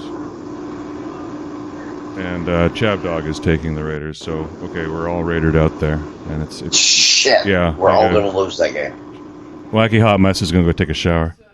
What? Oh. We have a late breaking change here. The Wacky Hot Mess is just simply because she's so sick, cannot stand it, is taking the Dolphins simply because she can't take the Raiders. Can't take any. She has to take whoever's opposing the Raiders. Oh, I get. So it doesn't make any betting sense whatsoever, but it makes perfect sense as a, if that's your team, that's the way you got to go. There's no choice. Yeah, and take the loss. Yeah, you'll take the loss because you'll lose on principle. Isn't that great? I've done it 2 weeks in a row, so hush. Yeah, I've done it unintentionally all over the place for 9 losses last week. Seahawks at the Vikings. Vikings are a 2-point dog at home. I like Seattle. Wacky Hot Mess? She's taking the Seahawks. ChabDog is taking the Seahawks. Who do you guys like? Who is not taking the Seahawks in this game? I mean, seriously, the Minnesota Vikings are looking like the 1999 Cleveland Browns right now. Yeah, that's pretty apt. Seahawks. Yeah, it's going to be a Viking funeral. Dun, dun, dun, dun, dun, dun, dun, dun, dun. And next up, we have the Buccaneers at the Rams. Rams, 1.5-point home dog, or Buccaneers, a 1.5-point road dog. Now, maybe you guys can help me decipher this. ChabDog said, Bucs are 1.5 points better than the Rams. Don't believe it. Go with the Aranzians. Who are the Aranzians? You don't know who Ramses is? No, Aranzians. Ariansians. Aranzians. Go with the Aranzians. Is he taking the Rams? Is that Rams? Aranzians? It sounds like a Turkish name or a Aranzian. Yeah, it kind of does. I think he's taking the Rams. Yeah, okay. That's Rams. I can't do it. I've done this so many times. You never bet against Tom Brady. Oh, that's another good reason to bet that way. Okay. Who do you like, Abe? Well, I like the Bucs. The Bucs are, are the team. The Bucs, I think the Bucs are going to do it. But again, we'll see. Wacky Hot Mess. But I'm picking the Bucs. She says the Rams have fucked her every week, but she's taking the Bucs and see if they can buck her one more week. She's gonna see if she can get bucked one more week. This time by the Buccaneers. Yeah, she's going to get fucked by the Rams again. That's going to fuck all of us too. ChabDog may be onto something. He took the Rams, and this is danger game. Like I said. The 4 of us all took the Buccaneers, and she said that she got fucked by the Rams. Yep. And here we go again. I'm blaming it on her. I'm not repeating that. Next week, I'm blaming it all on her. Well, just to show you how Feckless Vegas is the Buccaneers are minus 110 and the Rams are also minus 110, so they don't know who's going to win this game either. Yeah, it's nobody's figured it out. We're taking your money either way. Okay. Next up, we have the Jets at the Broncos, and just to show you how much Vegas thinks this game's figured, the Jets are plus 400, the Broncos are minus 550, but against the spread, the Broncos are minus 10.5. I'm all over the Broncos. I love the Broncos in this position. I think they can win and cover and do a lot more. Wacky, what do you think here? Oh, she likes the Jets and the points. Okay, she's on the Jets. Abe, do you heartfelt feel the Jets might win this one? I feel like Zach Wilson's going to get his ass handed to him. I think Zach Wilson's going to get good. I mean, I'm they just leave him open, and he's just getting punished, and I don't think that's going to be any better in Denver. And I wouldn't be surprised if I see Zach Wilson sometime this season out, simply because it's just like the guy's just getting bulldozed out there. So it doesn't look good for the Jets today. Broncos is a tough stadium to play. It's a high stadium. There's a lot of other things going on. Broncos team looks good. It's going to be a slaughter. Pick Broncos. ChabDog says the Jets will stay grounded at high altitude. Take Denver. What do you think, Blixx? No. Is Von Miller going to snort some Adderall and then drop Zach on make him do the chicken? The Broncos have one player, and that's Von Miller. And the Jets have done figured out to roll Zach out of the pocket. I'm taking the Jets on this one with the points. Wow. Okay. You and the Wacky Hot Mess got an inside scoop there. Next up, we have the on tonight, Sunday Night Football, the Packers at the 49ers. Packers a 3-point home favorite. I'm sorry, Abe, I'm liking the Niners here in this position. I think they're a home team, and they're just going to show they're just a little bit better than Green Bay with all the distractions going on in Green Bay right now. Yeah. ChabDog says the Niners keep separating themselves from insufficient spreads, but they'll send the Packers packing. So he's on the Niners tonight. Wacky. The Wacky Hot Mess is really liking those weird commercials by Aaron Rodgers because she's taking the Packers here. Oh wow! The Cape Fear commercials. Well, he looks like literally like a psycho. The psychopath he is. Abe, is your quarterback a psychopath, or is he actually pretty decent? Well, I don't know what he is, but I can tell you one thing. I'm picking the 49ers. Puss. You're betting against your team, dude. Well, yeah, but I mean... Dick fucking Tracy. You want to win. I'm looking to pick winners here. It's not picking my favorite team. It's picking winners. Yeah, that's right. And if you want to win, you pick the 49ers. The thrill of victory. Okay. And Blixx. All right, so if I want to win, I pick the 49ers. Yep. Yeah, I don't trust your judgment whatsoever. If they pull off, talking about the Green Bay Packers, if they pull off the same thing they did last week with the Aaron to Aaron connection, easy win. If they negate that Aaron to Aaron connection, still got Adams run down the field. You cannot double team both of them. I'm taking the Packers in this one. Oh my goodness. For all that build up in here, I was thinking you were taking the Niners. All right. Quick pick. Change. Packers. Good luck. Good luck with that. And then we got Monday Night Football. And on Monday Night Football, ChabDog says Dallas stays on a roll by spilling Philly by more than a kicker's kick. And so he thinks they'll do more because the Eagles are a 3-point home favorite on Monday night. I'm liking the Eagles there. ChabDog's liking the Eagles there. The Wacky Hot Mess is taking the boys. She's liking her boys there. Blixx. What is the spread? Do you like America's again? team? It's America's team. America's team by 3 on Monday night. Cowboys by a touchdown. There we go. Guaranteed. Oh, yeah, it's guaranteed. The lock. Guaranteed. The lock here. Abe, is it a lock for the Cowboys? Well, I mean, it's going to be interesting, but I picked the Cowboys in this one. Okay. By a touchdown. Lock it in. Yeah. I'm hoping for a good game.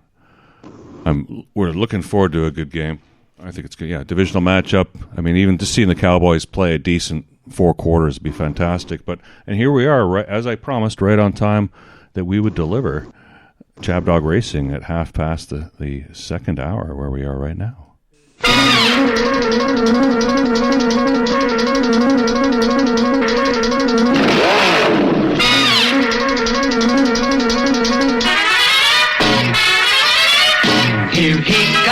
Here comes Speed Racer, he's a demon on wheels. He's a demon and he's gonna be chasing after someone. He's gaining on you, so you better look alive. He's busy revving up the powerful Mach 5. And when the odds are against him and there's dangerous work to do, bet your life, Speed Racer, to see it through. Go Speed Racer, go Speed Racer, go Speed Racer, go! He's up and flying as he guns a car around the track. He's jamming down the pedal like he's never coming back. Adventure's waiting just ahead. Go Speed Racer, go Speed Racer, go Speed Racer, go! All right, the greatest entry into the greatest segment on radio today.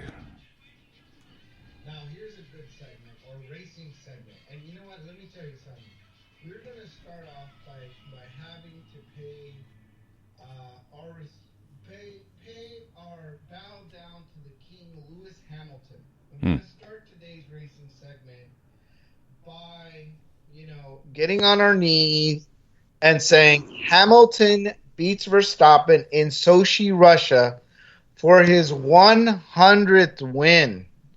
100th win in Formula One.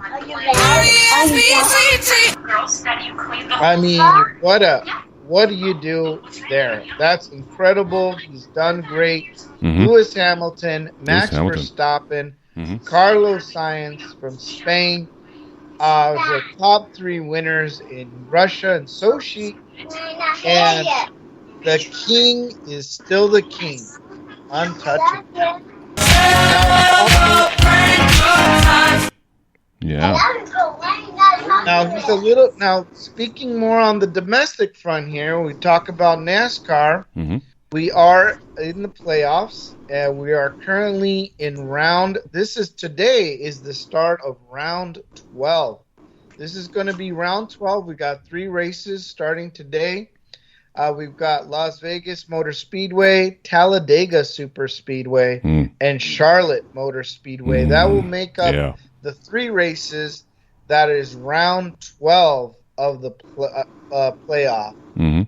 Currently, we've got, of course, a lot of our favorites are still in it. Our top 12 is Kyle Larson, Martin Truex Jr., Denny Hamlin, Ryan Blaney, Kyle Busch, Chase Elliott, Alex Bowman, William Byron, Joey Logano, Brad Keselowski, Christopher Bell, and Kevin Harvick. These are your top 12 in the playoffs right now. Kyle Larson in the lead.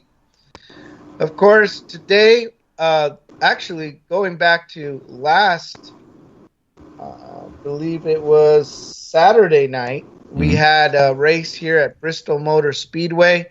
It was a night race with Kyle Larson, Kevin Harvick, and William Byron on the podium. Of course, I love Kyle Larson. I didn't pick him last week. I did pick Martin Truex Jr., who came in 7th. Oh, okay. We did, ChabDog did pick Kevin Harvick. He did get on a podium, number 2. Get out. Wacky, no, yourself, I believe you picked Joey Logano. Yes. Came in 11th place. Let's have sex. William Byron on default. Not bad. Made it onto the podium, Blixx. Give up. So he made a good. You made the podium, Blixx. You made the podium. Hello. Woo. You're number three. Not bad. Mm-hmm. Wacky Hot Mess went with Chase Elliott, who went 25. Okay. 25th place. Hi. Of course, Mike Truex Jr. came in 7th. Uh-huh. And Kyle Larson really fended off Kevin Harvick here in that Bristol night race. And it really just came down to Larson making the winning pass on lap 397 of 400. And this sealed his 6th NASCAR Cup Series victory this season, which Kyle Larson has just been on fire this season. He's been doing so good. He's won so many races. He's definitely why he's the points leader in the NASCAR Cup Series playoffs. However, today we are going to be fortunate enough to watch a race. They've been on Saturdays for the last couple races. They've been on Saturday, but today we are going to get one tonight, and this is going to be the South Point 400 in Las Vegas. So a lot of fun this weekend for those of you who made it out to Vegas for today's race. This is going to be the first race of the round of 12. And it's pretty much a 1.5 mile tri-oval located, of course, in Las Vegas Valley, Nevada, which is just north of the Las Vegas Strip. Let's say it's about northeast of the Las Vegas Strip with an asphalt racing surface with 20 degrees of banking in each turn and 9 degrees on the front and back stretch. It stinks on ice. The Cup Series has held its inaugural race at Las Vegas in 1998, with NASCAR Hall of Fame inductee Mark Martin leading 82 of 267 laps and was the first to take home the checkered flag in Las Vegas. This is going to be a 400-mile race. That's 267 laps. It is going to be showing today at 7 p.m. Eastern. That's 4 p.m. ChabDog Sports Time. That's 4 p.m. Newport Beach Time. That's 4 p.m. Bingo Time. Just arrived. And, of course, those who don't know who Bingo is, that's ChabDog's little best friend, Bingo the dog. And it's actually appropriate that we bring Bingo in because it's in Las Vegas. And when you're in Las Vegas, I love to always hear those words, Bingo, especially at South Point, because they actually do have a bingo hall there. So it is kind of cool. Wow. Yeah. So the Wacky Hot Mess has got to go. Yeah, so it's kind of fun. She's been there. You get a little bingo in there, too.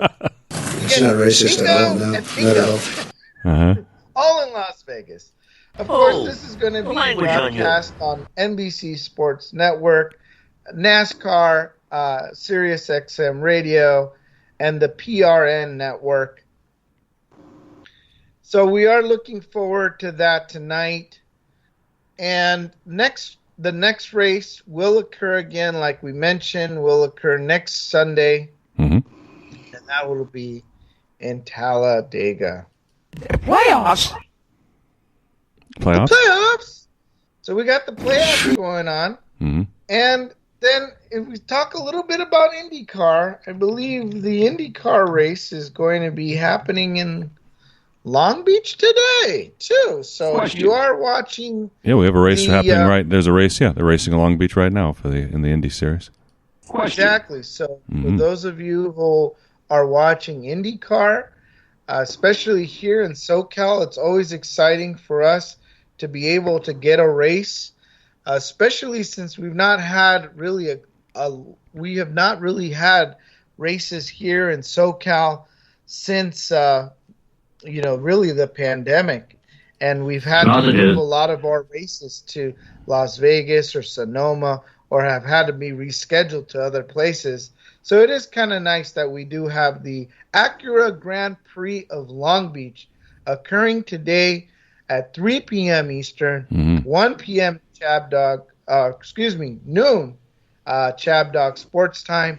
Exactly 2 hours, 20 minutes, and 29 seconds until the start of the race here in Long Beach.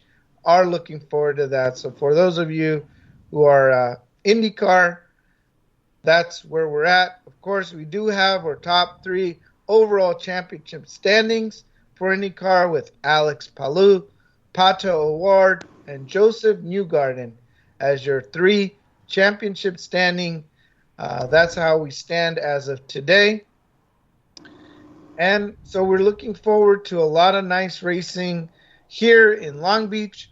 Get some more racing out there in Las Vegas. And of course, Formula One is done, but we do crown the King Lewis Hamilton with his 100th win today. So with that, we only have one thing left, and that is to always make our little final picks. And I'll go last today to give everybody a courtesy here. So let's start with, Red, who would you like to pick today to be our winner in Las Vegas? Martin Truex Jr. That's a great pick. Yes. He is number 2 in the points, and he has won a race in the playoffs, and is why I did pick Martin Truex Jr. last week, and he did okay. And the Blixx, Wacky Hot Mess. Do you have any picks today? Oh, go ahead. I kind of do, just because of the last time I actually paid attention to NASCAR. I'm going Kevin Harvick. All right, Kevin Harvick. He's currently 12th in the standings. However, he did do very well at the last race, and I think Kevin Harvick is very hungry for a win, so that could be a very good pick. Does Wacky Hot Mess have a pick? Yes, it was Busch. Kyle Busch. Kyle Busch. Kyle Busch is actually in 5th in the point standing. And he's also another driver that is hungry for it. Another Joe Gibbs driver here. And I don't know if Brandon... I was going to say, who'd you guess? Yeah, we got to guess who he'd take here. Okay. I think he'd take the other... Yeah, does anyone have a pink car? Or I think he'd probably take the other Busch, though. You mean Kurt Busch? Yeah.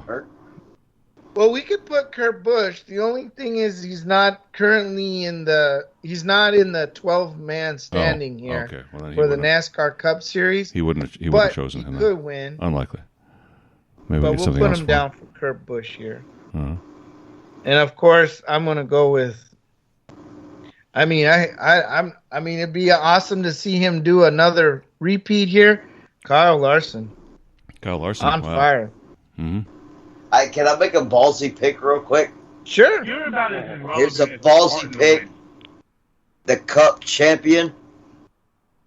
Just because Wacky Hot Mess said it. Yeah. And I'm going to duplicate it because when I was actually watching NASCAR, he was my favorite driver. I think at the end of the season, Busch is going to win his 3rd championship.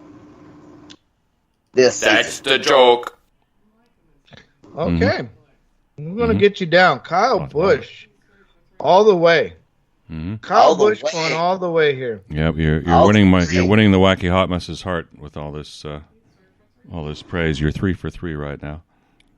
And it is possible because so much things can happen in NASCAR. You know, the guys up front can get into an accident. The guys up front can have a bad pit stop. I mean, there's a lot of things that can cost you the race. And Kyle Busch is sitting in 5th. He's only, he's 332. Yeah, he's only about 30-something points away from Kyle Larson. It's not a huge gap. Martin Truex Jr. is probably short by about 30 points. Yeah. So, I mean, it can happen. We're only in round 12. Round 12, there are still few races here that a lot of things can happen. These points can change. I can see Kyle Busch. He could come up to the top. It's going to be tough, but we got to see what the 4 gentleman in front of Kyle Busch do that's really going to determine that. But we got you down, Blixx, here for Kyle Busch going all the way here. Winners are winners. Good. Mm-hmm.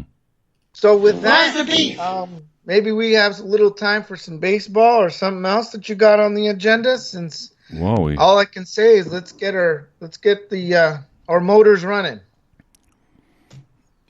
Well, we did play a little college football yesterday. We love winners. Notre Dame was a great game. Baseball, though. Things are pretty much ending. Is anyone surprised by how the divisions are ending up here? Is there any? I guess I'm surprised to see that the Blue Jays even that have a legitimate shot of dethroning the Yankees and taking that fourth spot. I really think the biggest shock right now is because everybody downplayed the Cardinals trades. The Cardinals are the shock factor right now. It was the Giants. Now it's the Cardinals. That's ridiculous. The Cardinals? Really? I mean, I'm not picking them to do anything whatsoever, but everybody thought the Giants were rebuilding, and at the beginning of the season, they just dominated that division. They were beating the Dodgers, they were beating the Padres, they were beating the Dodgers. Like, it wasn't even close they were beating them. Mm-hmm. And then, trade deadline, the Cardinals went out and got 2 old, out of shape, can't pitch anymore type of pitchers. Yeah. And all of a sudden, they won 12 straight games. Wasn't that weird? I know. I thought the Cardinals made their The price is wrong, bitch. I thought they were out. They're just taking themselves out of the game. The price is wrong, but they bought talent for the world is very different now. Yeah, very different. Because now they're sitting here, blowing my mind, and the whole American League is like it should be right now. I don't give 2 shits about it, but you have to watch out. The Giants are still there, but the Cardinals are like, I'm going to sit back here and wait a minute. Well, guess what? That title you think you're going to get, we're taking it. Well, I don't know. I think the Cardinals they're great in the regular season, but I don't think they have the pitching to take themselves very deep into October. So I think they're just going to. But they set themselves up for that. Well, we'll see. We'll see this year. Yes. You're close. Give them to me now. Abe, are the Mets I've done more for the Mets than Bobby Bonilla's done the last 16 years. I love that. And it's probably true. Frank the Tank has probably done more for the Mets than Bobby Bonilla, that's for sure. It is, because just a few weeks ago, the Mets were like in the playoffs and winning the division and everything. I will agree with you on that.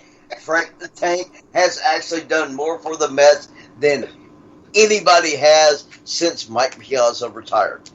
What the hell? Nice. Yes. Here's the thing. I see the Dodgers right now, they're sitting in a wild card spot. That is probably not good for the Dodgers. I think a lot of Dodger fans want them to take the lead. San Francisco's fucking on fire.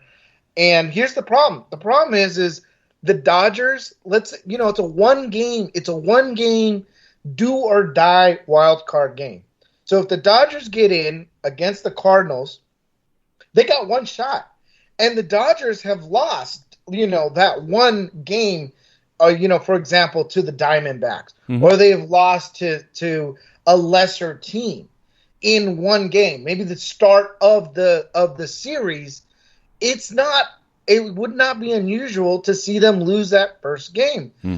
That's kind of what's scary if the Dodgers do face off the Cardinals, is that there is a possibility the Dodgers could lose that game. Can't lose one game and be right out of the playoffs. That's why the Dodgers are really trying to get into first place, because that way you got to play them, more than just one game. Oh, they can't afford. The Dodgers cannot afford to get into a one-game playoff situation. They didn't. And I'll go back to this.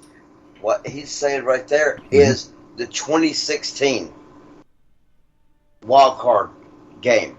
Mm-hmm.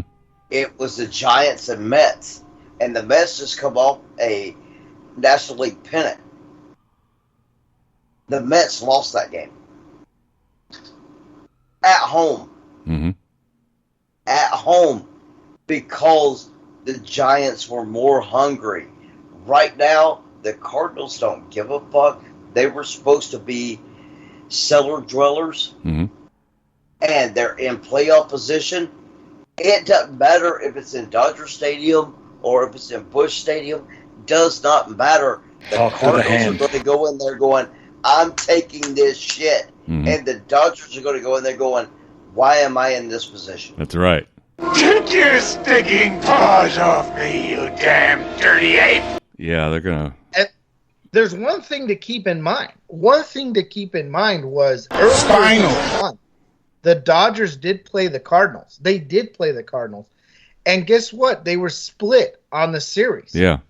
They won 2, they lost 2. That's right. I mean, so if you get yourself into a one-game situation with the St. Louis Cardinals. Oh, advantage Cardinals. It could go either Advantage way. Cardinals. No, advantage And Cardinals. It's going to go their way 9 times out of 10. It's just going to be that's why the Dodgers are really trying to get up front, because that's really the key to their playoffs, is not, getting into a one-game wild card standoff, because I think that could be probably the worst thing for the Dodgers. Abe. Yes. Abe. Yeah. This is my point. Who are the world champions right now? Right now? That's called bestiality. No. Who's the world champions? The Dodgers. The Dodgers are the world champions. Houston Astros. You can't be the man until you beat the man. And I don't know if you heard me. If they get into a one-game playoff with the Cardinals, it's the Cardinals going, we about to take this shit. And the Dodgers are going to be like, why are we here? Why are we here? No, that's... Oswald has a shot. We're the world champs. Oh, yeah. Yeah, they're saying, why are we in this position? That's why they have to avoid this position, because if they get to that position, they're weaklings. And if they're weaklings, they're not going to win. From the get-go. Yeah, winners don't get put in that position where they get forced to do... Yeah, World Series champions don't get forced to play in that situation. That's just karma. I am curious to think what that pitching rotation would look like though in that one card. I mean, you'd have Walker Buehler to start it off, and then you got Max Scherzer to relieve him, Buehler and Scherzer and the whole full bullpen game, and it would just be starting pitcher after starting pitcher after starting pitcher, and the Cardinals were like, dude, just throw me a strike. No disrespect to the Orientals. Byung-Young Kim. Okay, we're 6 minutes to kick off. So we're getting close. Of course, it was nice to see the Chicago White Sox clinch a playoff spot. That was interesting, because I did see the Chicago White Sox actually play in Chicago with the Barstool unit. So that was actually really cool. They looked so good. The Chicago White Sox looked really well when we were there, and we had a feeling that the White Sox were going to stay on top after seeing them. You got Kimball, had a few trades there that I think made the Sox a little bit better than what they started off with, and so it was good to see them up there. Who's their manager? Yeah, that might be interesting. Who's their manager? The White Sox. Tony La Russa. La Russa, nice. The guy that managed all the 80s Oakland A's. He knows how to put a team together. He said all right. Yeah, Tony La Russa is one of the best minds in baseball that nobody talks about. You know why? He stays out of the public eye. He stays ageless somehow, too, because he's been doing this for decades. He's sneaky. He's he sneaky. was the same as he did in 1988. Fascinating. Way back. Well, I do like of all the AL teams, I do like what the Chicago White Sox. I'm pulling for them in the playoffs. And let's see how they do. You got to see Boston and the Yankees are trying to battle it out for the wild card spot here, with Toronto Blue Jays just about 2 games back from them. That's the same thing as the Yankees. They just don't need to. This isn't a position that a winner gets put in. They're fading fast. But I will tell you, the Yankees were, they were playing really sloppy this season. And matter of fact, I'm even surprised that they should be celebrating that they're even in a wild card spot. Then over here it comes again. They were just not playing that well this season. Mm-hmm. Well, they weren't, and then in the middle of the season or towards the end, recently they were playing really well, and now they're back to playing lousy again. So it's just there you go. 88 and 67 is where they're at. Yeah, right now. That's not where they saw themselves at the beginning of the year, and that's not what the kind of budget their spending should give them. But why take diet pills when you can enjoy AIDS? I think they'll be doing some thinning in the off season in the hot stove league here. Good for them. Yeah. But the Red Sox, are the Red Sox the answer? The Yankees never do that. Are the Red Sox the answer? Never do that. They bring guys back. It's going to be the same shit next year. Probably. Until they finally fire the GM and start again. But I don't think who can they get that's better? No, they're going to fire Aaron Boone first. Hmm. And I don't think he's a bad manager. I just think he has bad people around him. Yeah. Sorry to say. But that's just the reality of it. You're hired to be fired. All those positions really just comes right down the line when there's not performance. But what we're missing is the boss. We're missing the Steinbrenner senior, who used to drop these decisions quickly. Sometimes, as we heard in the break. Fire people mid-season. Yeah, he would have fired 5 managers by now. The agony of the fleet. Okay, well, we're into the closing minutes here, because we're going to play a song, and then we're going right to a football game. So let's start with you, Blixx. Anything to say as we head out the door? I said this before. I'll say it again. Bet on the over on the Tampa Bay Rams game. Bet on the over. It's going to be a high-scoring game, but Tampa's still going to cover the spread. Right. Abe Miranda, as we're heading out the door, what do you have to say? 49ers are going to kick the shit out of the Green Bay Packers today. But we'll see. We'll see how it all plays out. I'm excited for that game. Of course, I'd like to see Aaron Rodgers bounce back from whatever funk he's in. And, of course, got to remember, I got Aaron Jones as my fantasy team. Mm-hmm. So, of course, give him the damn ball. Get him a whole bunch of yards. So I'm not going to be too upset either way in this game, simply because I got Aaron Jones on my team, and I do want him to run a lot. Okay. Other than that, everybody have a wonderful, blessed Sunday, and enjoy the races tonight. Thank you. I'll see you next week. Thank you, Wacky Hot Mess. Any words here as we head out the door? She's none. She's speechless, waiting for kickoff here against Kansas City. And for Brandon, this is Eric the Well-Read speaking in for ChabDog. Hope you had a great time today listening to today's show and got some winning insights from our great panelists here. Until next week, we're going to end with the Blixxkreig Bop.